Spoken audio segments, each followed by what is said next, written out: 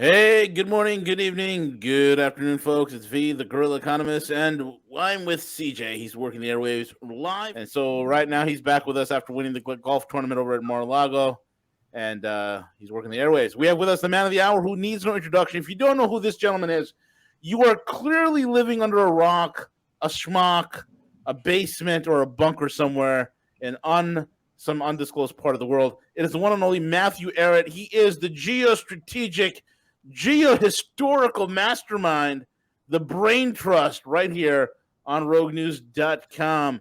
And he is with CanadianPatriot.org, CanadianPatriot.org, as well as the Rising Tide Foundation.net. And folks, if you haven't done so already, you need to get Matthew Arrett's book, The Clash of Two Americas, Volume 1, 2, and 3. Get all three. It is critical for you to have this to understand who the hell we really are, because we don't know. We don't know. We as Americans, we don't know. Why? Because Hollywood lied to us for 50 years, and we fell asleep at the wheel. So we have historical amnesia. Matthew Arrett's books is the medicine that reverses the historical amnesia and stupor that we're all under. Get it for yourself. Get it for your family. Get it for your friggin' kids if they want to understand American history.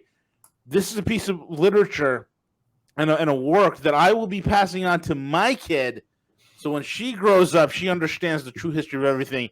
And I, for one, am thankful for Matthew for writing this.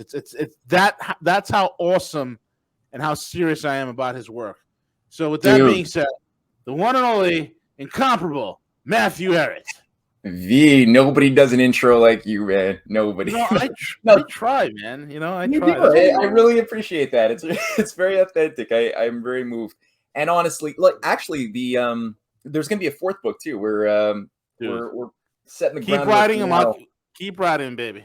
Yeah. We're gonna do something on the British origins of the deep state with a little bit more thorough detail to put some more meat on the bones of like what is the British Empire today, what was the British Empire, since it has a very different character than what history books and Hollywood movies have passed down to us. It always was something very different and very evil, but also not very British, because at the end of the day, and I'm going to go through this in my book, is how did this parasite impose itself onto England in the first place? And a lot of people don't even know this, that England, it's at a certain point, they weren't intrinsically bad. There was a lot of good. And in fact, you could say that the American Revolution was an English revolution, but it was the better part of the British character, the British traditions, or I should say English, that the colonists represented around Ben Franklin, who was himself, he saw himself as a British citizen, and as did many of the founding fathers. And they just simply recognized that the hellfire rot that had taken control over a century or more, since the Glorious Revolution especially, but it had been going on before that, was something that couldn't be redeemed at a certain point. They had tried to transform the character of Britain from within. Ben Franklin tried so hard. He didn't really want a revolution right away. He was working hard to try to work with like-minded thinkers who were still trying to revive and undo the disaster that was the Republican Revolution. Because Britain, before America became a republic, Britain was a republic for 10 years, right? Under Cromwell. And in the 1640s, they cut off the head of Charles I, which is a foreboding bad omen for Charles III, that he might fall the way of his namesake, since he's also running roughshod over the lives of the people and giving them no good reason to love him. But they instituted a real republic. Now, it was a messy deal. It was a mess because it was like plucking underripe fruit. They didn't prepare the groundwork culturally.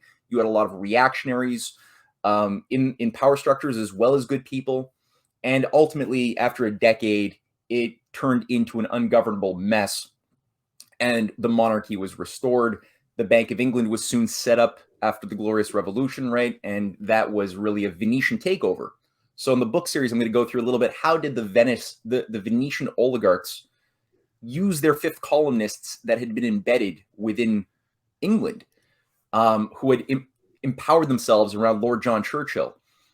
in order to create what was called the Venetian Party, and then take over and transplant this beast into Britain itself, such that this became such a nasty global empire soon thereafter that the American colonists broke free.